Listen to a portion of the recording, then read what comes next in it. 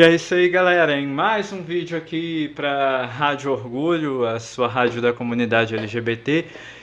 Hoje nós estamos aqui com a Bárbara Bombom em mais uma entrevista aqui e hoje a gente vai conversar sobre a história, sobre a vida, sobre a trajetória dela. Essa mulher incrível está aqui no nosso pequeno improvisado estúdio, né?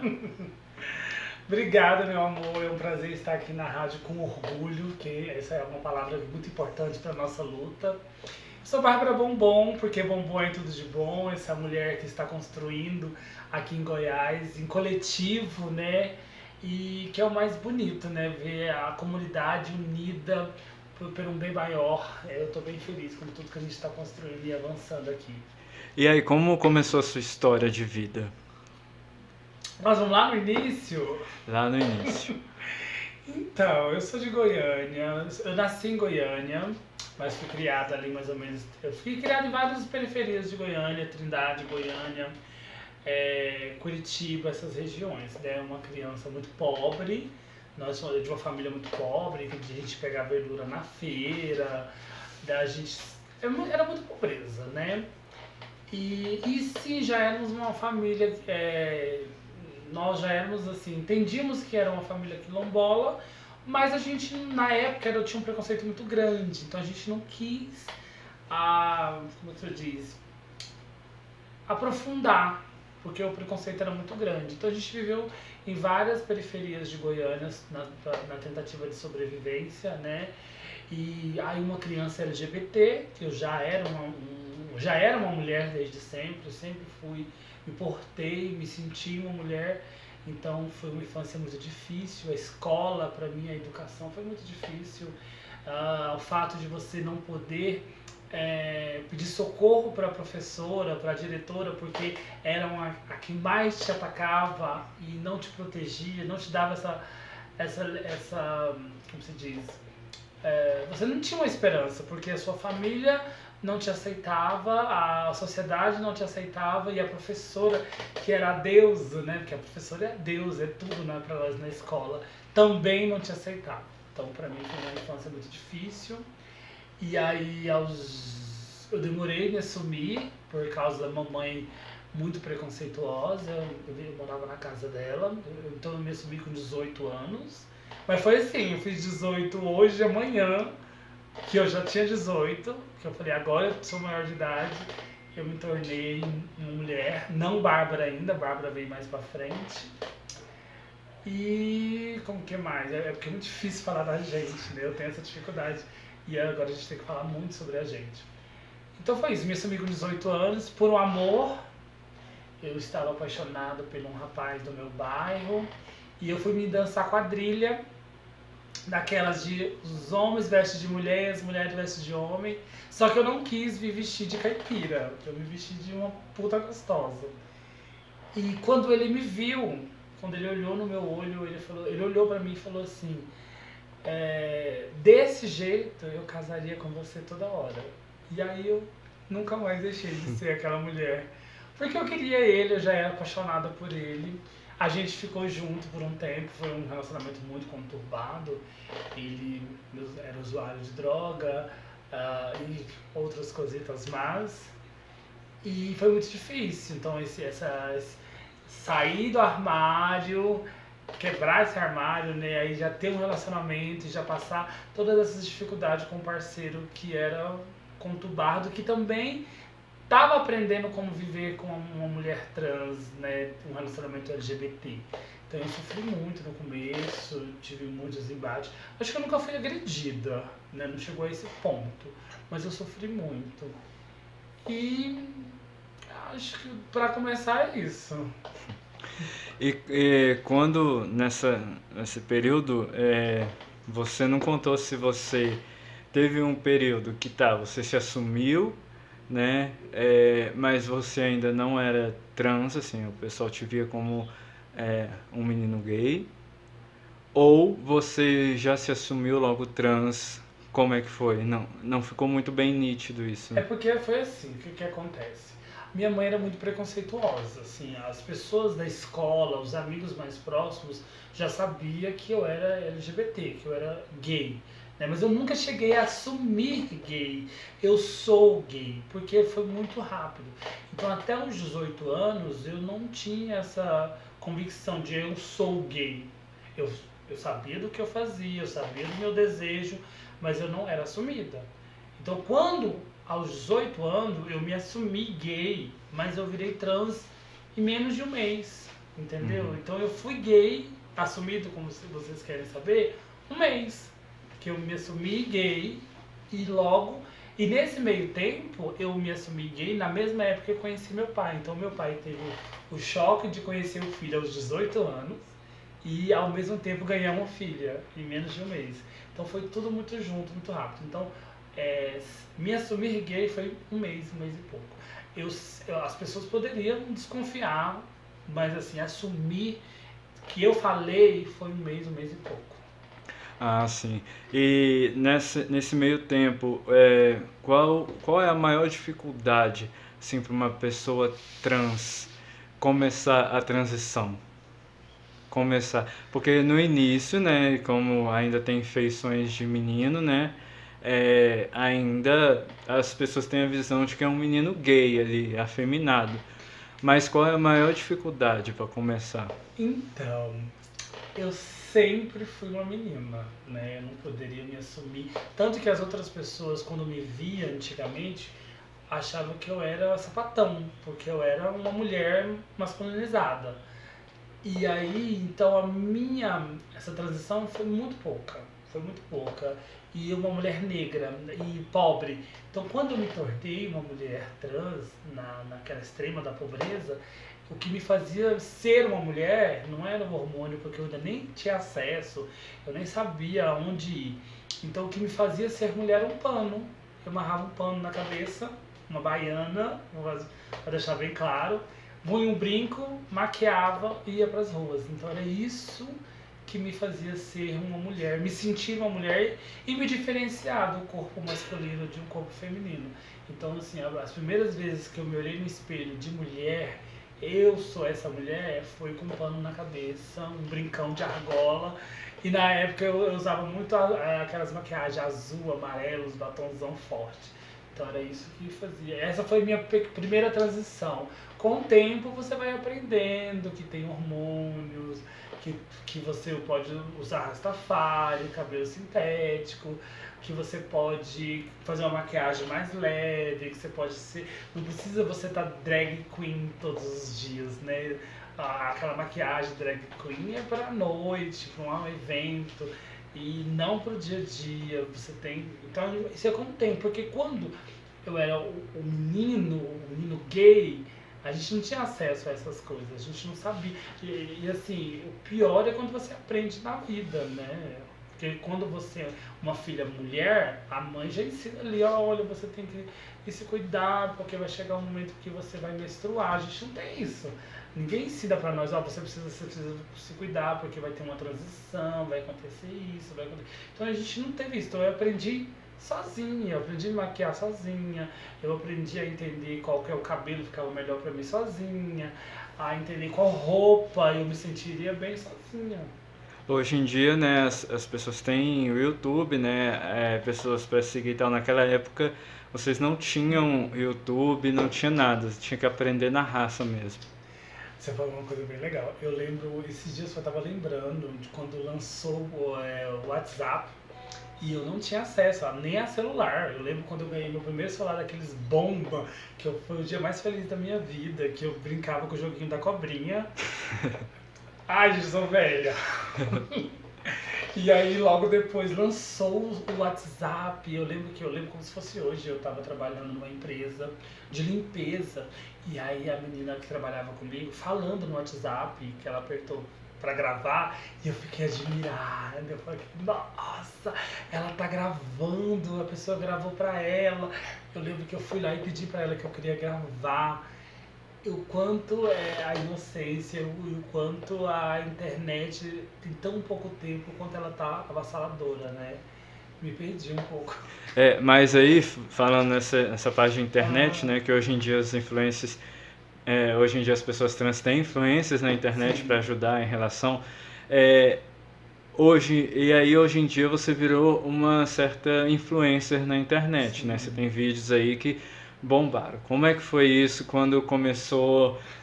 Você tinha esse projeto, aconteceu do nada, como é que foi? Tinha e não tinha, né? Que é o ser mulher pra mim sempre foi chamar atenção, sempre gostei de chamar atenção. Então quando veio a internet, quando veio esse negócio de YouTube, de gravar vídeo, de viralizar, de ficar famosa, eu falei, e aí? Porque eu fui uma criança muito recriminada, eu tive crise do pânico, eu tive depressão, eu era uma criança que não gostava de sair de casa. Então quando eu me tornei Bárbara Bombom, eu queria ganhar o mundo, eu queria que todo mundo soubesse que olha aqui, olha eu.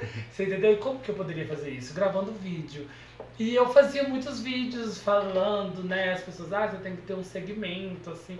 E eu começava a gravar aleatoriamente. E um belo dia eu gravei um vídeo do nada com os vizinhos ali no alagamento. Tanto que o alagamento desse vídeo da minha menina que tá aqui com a gente, a casa dela alaga. E a gente tava tentando ajudar a mãe dela e do nada eu entrei numa caixa d'água, mas ali era uma coisa pra nós, pros vizinhos, pro grupo de WhatsApp dos vizinhos, não era pra virar o que virou. E eu gravei isso meio-dia, postamos, minha irmã me ligou, falou assim, posso postar, posso mandar pro jornal? Eu falei, quero ficar famosa. 7 horas eu tava vivo no jornal. Então eu levei um choque, assim, era tudo que eu queria, mas eu nunca imaginei que era assim, sabe? Porque eu tinha me planejado, eu tinha pensado em vídeos várias vezes. Várias vezes eu pensei num vídeo. E o vídeo que eu não pensei, o vídeo que simplesmente eu fiz, viralizou. Foram 2 milhões de visualização, 80 mil comentários e eu acho que tá aí. Acho que na última vez que eu olhei tava 300 e alguma coisa curtidas. E aí você acabou também entrando pro meio da política, né? Isso veio depois da internet. Conta pra gente como foi esse ingresso de você na política. Você também queria, você não queria, como é que foi? Demorou um pouquinho. O vídeo viralizou mais ou menos, já tem mais ou menos uns 5 anos que esse vídeo viralizou. Eu continuei, tive aquele momento de fama, saí de alguns sites do Brasil, dei entrevista ao vivo na televisão, né? Dinheiro que é bom não veio, porque as pessoas acham que tem dinheiro, não tem, só visibilidade mesmo. Mas eu nunca deixei de falar para as pessoas a minha intenção de viver a carreira política. Isso eu sempre falei, mas eu nunca fui atrás, eu nunca saí. E teve muitas pessoas que começou a usar a minha imagem, entendendo a importância do meu corpo, né? O corpo trans, o corpo preto, o corpo quilombola. Então, assim, eu comecei a ser usado, mas na minha inocência, tipo, você tá numa extrema pobreza. Aí a pessoa chega pra você e fala assim, bom, vamos gravar um vídeo, eu vou te dar R$ 100, então você vai lá e grava. Só que eu não entendia naquela época o quanto era maior o que eu tava falando, o fato do meu posicionamento. E há uns 3 anos atrás, uma amiga minha, que na verdade foi uma coisa assim que eu acho que era pra acontecer, destino. Minha mãe reencontrou uma amiga de infância e eu fiquei amiga da amiga dela. A gente ficou muito amiga, bateu a química. E a gente começou a conversar e eu sempre falando pra ela, eu amo seus vídeos, você é massa demais.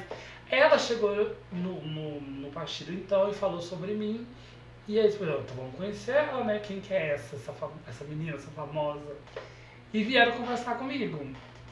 Há poucos meses já de uma campanha. E aí, vamos ser filial, não sei o que, não sei o que. E aí na hora eu levei um susto, porque foi bem assim que tinha matado Marielle. Estava recente, ninguém sabia que tinha matado Marielle. Marielle virando aquele ícone nacional, hoje internacional. E eu levei um susto, uma mulher preta trans. A Marielle é uma mulher preta lésbica. E eu fiquei em choque. Só que eu fui pra casa. Primeiro eu falei, vocês são doidos. Eu sou faxineira, Quem sou eu? Fui pra casa. E chegando em casa, encontrei com uma companheira trans, uma filha, que eu considero como filha. E a gente conversando, ela falou assim: bom, eu não sei o que vou fazer da minha vida. Eu sou trans, eu sei quem eu sou feliz, mas eu não tenho expectativa. Eu não sei se eu vou terminar os estudos, se eu vou fazer uma faculdade, se eu vou ocupar o espaço da faculdade que eu estudei. Eu não sei, porque nós mulheres, mulheres trans não temos muito direito. Eu falei, como assim? Eu falei, não, tenho sim. Você é você, eu sou o bombom, você é você, e a gente pode ocupar todos os espaços. Aí foi o convite que eu tive lá atrás. E eu ligo pro rapaz que me convidou e falo assim, então, como é que funciona esse negócio aí? Eu quero entrar nesse trem aí, mas não quero entrar pra ser cota. Eu entro pra ganhar. Não importa o dia, mas eu entro pra ganhar. Foi essa a minha fala quando eu entrei de vez para o partido. Logo de cara me coloco candidata, sendo a primeira mulher trans preta quilombola candidata a deputada estadual. Fui a mais bem votada do meu partido, não eleita pela legenda, né, porque as pessoas às vezes não entendem que não é o seu voto que elege, é o voto da legenda, o voto de todos, onde a gente elege um, dois ou mais. E estou nesse trabalho sem parar. E aí, como foi a escolha desse nome Bárbara Bombom? O porquê desse nome? E foi quando começou, na época que você ainda era influencer? Ou foi depois da política? Não, eu já carrego esse nome há uns 14 anos. E por quê? Qual foi a ideia desse nome? Então, meu primeiro nome foi Black Vermont, foi um dos nomes fortes que eu tive também. Eu sempre quis um nome forte, sempre. Quando eu me tornei Bárbara, eu falei, eu quero um nome forte, eu quero um nome de impacto, que as pessoas tenham que se forçar a boca para falar meu nome. Isso foi fato que eu pensei comigo. Então o primeiro foi Black Vermont, porque eu queria fortalecer o fato de ser uma mulher preta. Então só que o Black as pessoas usavam muito no masculino, e isso estava me incomodando. E eu falei, não tô gostando. Aí eu fui pro Zane Avelar, ainda fiquei uns 15 dias com Zane Avelar.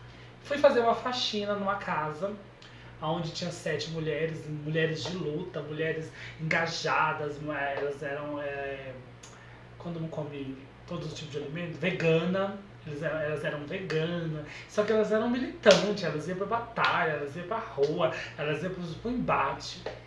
E só que dentro disso tudo tinha uma Bárbara Franco, que hoje ela é musicoterapeuta, eu adoro, vai estar no meu podcast.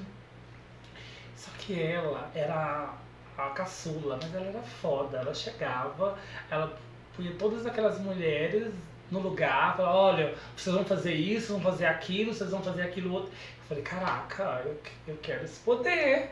Será que é o nome? Aí eu cheguei nela e falei, então, eu quero colocar seu nome.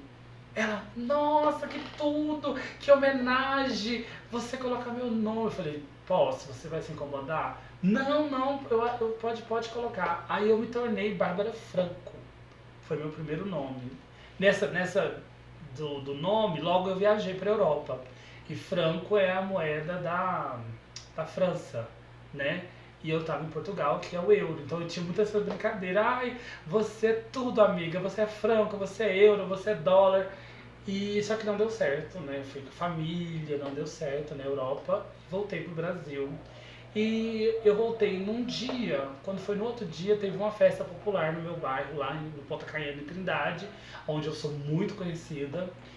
E um dos organizadores da festa, o Muriçoca, ele começou a me chamar de bombom por causa do meu cabelo. Como eu usava Rastafari, e o Rastafari ele lembra muito o granulado, sabe, do brigadeiro. Só que ao invés dele me chamar de brigadeiro, ele me chamava de bombom. Aí ficou bombom, bombom, bombom, bombom, bombom. E eu comecei a repetir. Bárbara bombom, Bárbara bombom, Bárbara bombom. As pessoas começaram a falar, então eu falei, então o trem pegou. Então começou, quem colocou o nome foi o povo, foi a população. Que quem colocou foi o Muriçoca. As pessoas começaram a repetir e eu, né? Só que aí eu falei, gente, eu quero ser famosa. Toda famosa tem um bordão, né? Eu não lembro agora um bordão pra falar, mas assim, todo famoso tem um bordão, toda empresa grande tem um bordão. O bordão, quando não fala o nome, o bordão carrega a pessoa. E aí, eu trabalhando num bar, na cozinha, eu trabalhava numa pia, eu lavava vazia. O cozinheiro, nós estávamos meio de brigado ali, não estávamos nos conversando. O o garçom veio e falou assim, Bárbara Bombom. Aí o cozinheiro gritou de lá assim, porque bombom é tudo de bom. Aí eu falei, olha aí, esse é o meu slogan. Pronto, nunca mais. Toda vez que eu falo meu nome, eu venho junto com Bárbara Bombom. E hoje, quando eu chego nos locais que eu não falo, as pessoas cobram. Não, tá faltando alguma coisa, porque bombom é tudo de bom. Eu vejo crianças, eu tenho meu sobrinho que é autista, ele não fala comigo, ele, né, não com muitas pessoas, mas vira e mexe, a minha irmã manda vídeo dele lá sozinho, falando Bárbara Bombom, porque bombom é tudo de bom. Então, foram coisas que aconteceu e que hoje fazem parte dessa história que eu estou construindo. E quando você chegou na política, né, você é, presenciou muitas vivências que hoje em dia você não, que na época, né, você não fazia ideia que acontecia, porque muitos LGBTs não têm a noção do que outros LGBTs passam, principalmente pessoas trans, pessoas transexuais. É, tem alguma história que você pode contar pra gente que te emocionou, que você traz até hoje? Muitas histórias.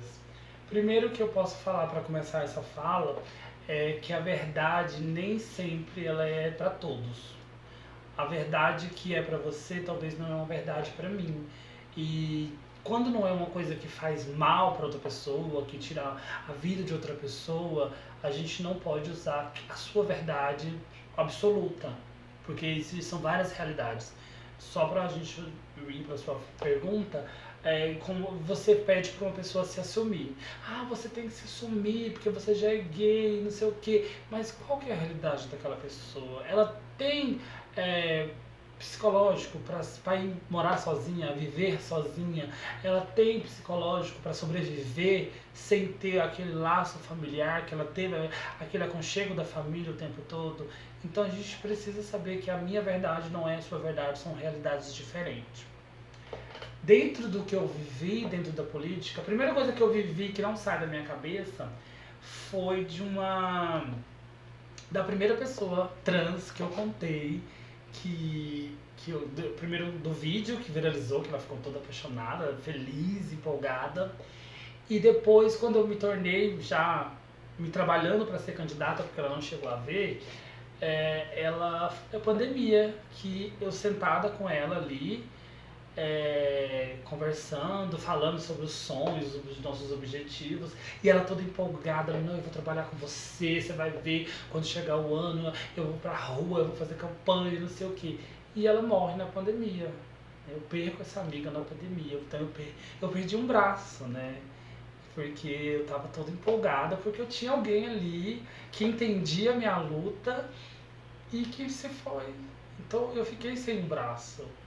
Né? Eu fiquei sem uma pessoa que me apoiasse, eu fiquei sem aquele empolgamento, porque às vezes tinha dia que eu não queria, mas eu tinha ela empolgada na luta.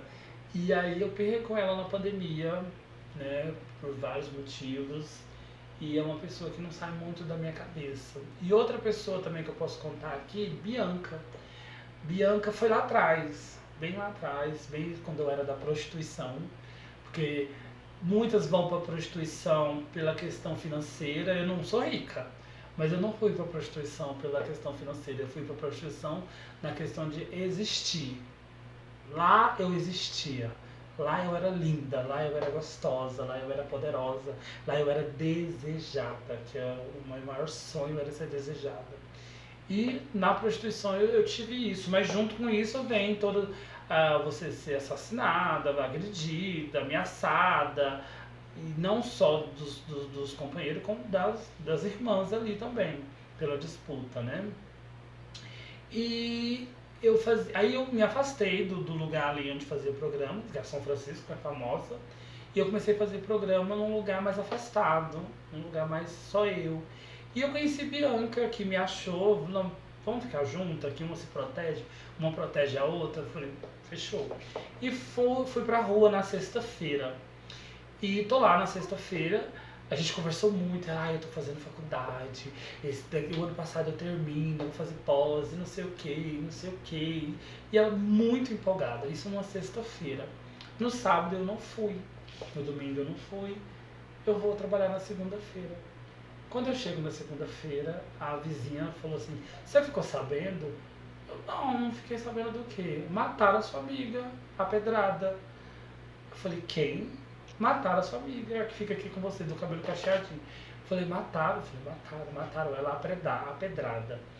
E foi um choque muito grande, porque eu tava com ela na sexta-feira, ela super empolgada, com o sonho de fazer a faculdade, de terminar, de trabalhar na área. Ela ajudava os pais com o dinheiro que ela ganhava na prostituição. Então os pais perderam também, além de perder uma filha, perderam um dinheiro que vinha, né, um pouco dinheiro que vinha. Então isso foi um baque muito grande dentro de todas essas construções que eu vivo. Então quando eu penso em desistir da política, eu lembro de Bianca e tantas meninas que vão para a prostituição ou financeiramente, ou porque querem existir. A gente não vamos conseguir acabar com a prostituição, mas que as pessoas possam ter outras opções. Sim. É, e se você pudesse voltar no tempo e falar para aquela Bárbara lá no início, se você pudesse mandar um recado, uma mensagem para ela, assim, antes da transição, quando estava ainda se descobrindo como ser humano, o que você falaria? Nossa, essa me pegou mesmo. Primeira coisa, estudar. Eu falaria para a Bárbara estudar muito, focar muito nos estudos. Eles colocam todas as dificuldades para que nossos corpos LGBT, não só trans, um pouco é mais difícil para nós que somos trans, mas dentro de todas as dificuldades, não desfocar do estudo. Porque olha quem eu sou hoje, e se eu fosse uma mulher estudada, se eu fosse hoje uma mulher que entendesse de leis aprofundadamente, o quanto a gente poderia avançar nas lutas que eu travo, né? Ainda está em tempo de voltar para a escola, mas não é a mesma coisa, não é o mesmo empolgamento, tem as outras lutas travadas de sobrevivência. Então eu falaria para a Bárbara estudar, porque dentro das outras coisas que eu vivi, eu não me arrependo e eu tirei de tudo isso um aprendizado para que eu possa usar hoje. Na época eu não entendia. Na época eu sofri, na época eu fiquei magoada, mas hoje, ocupando os espaços que eu ocupo, às vezes sozinha, né? Às vezes eu sou a única trans, às vezes eu sou a única preta. Então, eu acho que foi importante cada pedrinha que eu levei um tupicão para que hoje eu me torne a Bárbara que eu sou hoje. Porque assim, não é o que você vive, é o que você aproveita do que você vive. Porque tudo é um aprendizado. Você não vai passar pela pior coisa que se acontece na sua vida, não é por acaso. Disso vai trazer um aprendizado. Ou você vai dali se tornar uma grande pessoa, ou dali você vai cair a um ponto de entrar em depressão. Então tudo é um aprendizado. Vai do que você está pegando. E para quem estiver ouvindo ou assistindo agora e tiver uma pessoa trans, está passando pela transição e tem vontade de ingressar na política ou até mesmo ser uma influência e tal, qual o conselho que você dá? Estude. Estude muito. Não desista e inicie. Comece. Faça seu primeiro vídeo. Poste seu primeiro vídeo. Divulgue o seu primeiro vídeo. Na questão da política, é extremamente importante que mulheres trans, pessoas LGBT engajem na política, não só para ocupar cargos de poder, porque não é só os cargos de poderes que vai mudar as nossas vidas. A gente precisa dos nossos corpos em todos os lugares, porque para um projeto ser aprovado, ele passa por várias mãos, antes, durante e pós. E a gente precisa que nessa caminhada, desde quando sai o projeto, que ele passa até chegar num LGBT, nas ruas, onde realmente a gente precisa atingir, a gente precisa de pessoas engajadas na luta junto com a gente. Então a gente vai fazer um projeto de segurança. A gente precisa de policiais, de delegados, de pessoas que entendam a importância daquele projeto. Então não adianta eu hoje, sozinha, Bárbara, ser uma mulher eleita, se o projeto que eu vou colocar em lei na Câmara de Goiânia ou em qualquer lugar que eu não sei onde eu possa ser candidata, ele vai avançar, porque eu preciso de apoiadores, eu preciso de pessoas que acreditam. Então é por isso que é importante que pessoas trans, LGBT, ocupe todos os espaços. E o fato de você se colocar candidata, você está ali mostrando o seu talento. Você vê, eu ontem, antes de ser candidata, eu era só Bárbara. Hoje eu sou palestrante, eu tenho um podcast, hoje eu falo que eu nunca falei em público. Aí as pessoas acham que eu fiz oratório. Eu nunca fiz oratório, eu nunca falei em público. Eu vim falar em público dentro dessa oportunidade que eu tive, que eu agarrei. Eu falei, caralho, é um jeito de mudar a minha vida, mas é um jeito de mudar a vida de outras. Então eu agarrei. Então é isso, é agarrar e não se preocupar muito com o cargo em si. Ah, eu quero cargo, eu quero cargo. É entender o cargo que você vai ocupar, independente de qual seja, e como você vai ocupar. Você vai ser uma mulher trans, LGBT, ocupando esse espaço que realmente vai mudar a vida de alguém? Ou você vai ocupar aquele cargo pelo salário? Porque se você ganha um salário mínimo, e se você ganha 2, você quer ganhar 3. Então você sempre vai querer ganhar mais. Mas vai chegar um ponto que você vai olhar para trás e vai falar, valeu a pena? Hoje eu estar ganhando 20 mil reais? Valeu a pena tudo que eu fiz para estar aqui? Então é o que eu penso, eu sou muito guiada pela minha consciência. Eu sou muito guiada no amanhã, né? Pelo fato de nós, mulheres trans, termos pouco tempo de vida, né? Eu já estou quase saindo da estatística, porque a estatística cresce todo dia, né? Era 25, depois 26, 30, então só está crescendo. Melhor para mim, que eu vou viver muito. Mas assim, o que eu penso? Tudo que eu estou construindo hoje é um legado, porque eu vou morrer, todo mundo vai morrer um dia. E como que foi essa vivência? Como que foi ocupar esses espaços? Não é o dinheiro é muito bom, viver bem é muito bom, ter luxo é muito bom, mas e aí? Porque todo mundo vai morrer, tudo isso vai acabar um dia. Então é isso, é como ocupar esses espaços. Verdade. Só acrescentar um pouco do que você falou, começar também independentemente do que tem. Porque quando eu comecei, eu só tinha uma caixa de papelão e um notebook em cima. E eu entrevistava famosos, igual eu tô fazendo assim com você, via chamada de vídeo em cima, com o notebook em cima de uma caixa de papelão. Eu pensava assim, eu vou fazer o vídeo, mas quando eu tiver com isso montado, com aquilo montado, eu comecei a reparar que com dinheiro, né, que ia demorar muito, ia demorar demais. Eu tinha vontade de fazer, então eu comecei a fazer, não, vou fazer com as coisas que eu tenho. E aí com o tempo eu vou fazendo. Então às vezes a pessoa em casa pode estar até pensando assim, não, quando eu tiver isso eu vou fazer, não quando eu tiver. Não, faça com o que você tem. Com o que você tem. E uma coisa muito importante é você enxergar aonde você quer chegar e começar a se posicionar. Eu não tenho uma estrutura hoje de uma parlamentar, eu ainda continuo fazendo faxina, eu continuo na minha realidade que eu sempre tive de sobrevivência, mas hoje eu tenho outro posicionamento. Hoje eu já me posiciono como uma mulher de luta, uma mulher engajada nas falas, na roupa, no posicionamento. Você tem que se posicionar do seu sonho. O seu sonho é ir para fora do Brasil, que é o sonho de muitas. Então, compre a mala, compre a roupa de frio. Você não sabe quando vai viajar, mas compre a mala, faça o passaporte. O destino pode te colocar. Eu vou te falar só agora uma coisa que aconteceu agora, pra gente ir caminhar pro final. Eu queria muito fazer a Páscoa das crianças e eu joguei pro vento o tempo todo. Eu falava, gente, eu quero doar ovo de Páscoa para as crianças, eu quero fazer a felicidade das crianças, que sejam 10 crianças, que sejam 5 crianças. E eu não tinha dinheiro, não tinha condição. No último minuto do segundo tempo, literalmente, finalzinho de tarde, no domingo de Páscoa, o meu amigo me liga e fala, Bárbara, tem um menino famoso aqui do Senador Careiro, tá doando 300 ovos. E eu escrevi você para ser uma contemplada no seu projeto, que eu tenho um projeto Construindo Sonhos. E se eu não tivesse me posicionado? Verdade. E se eu não tivesse jogado pro vento? E se eu não colocasse também o universo ao meu favor? Então é isso, você precisa se posicionar. Independente de qual que é o seu sonho. A gente também tem que parar com isso de achar que você só vai ser bem sucedida se tal coisa. Qual que é o seu sonho? Porque uma coisa que eu trago muito dentro comigo é todos os cargos são importantes. Né? Eu vejo uma briga na internet sobre o pedreiro, né? Se nada der certo eu vou me tornar pedreiro.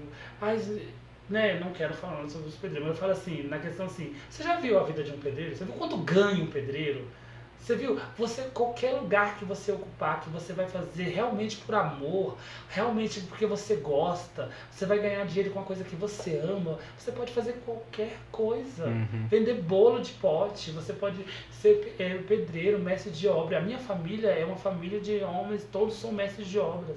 O meu tio agora, mestre de obra, comprou uma chacrinha para passar o final de semana, lazer dele, sendo mestre de obra, trabalhando na construção civil, viajando o Brasil inteiro. Então não existe um menor trabalho ou um melhor trabalho, existe o quanto você se entrega por aquele trabalho. Sim. É o que eu estou fazendo hoje dentro de todas as construções que eu faço. Não é fácil a vida que eu estou vivendo, mas eu me entrego, porque eu sonho, eu me posiciono para um dia realmente ocupar esse espaço que eu tanto luto.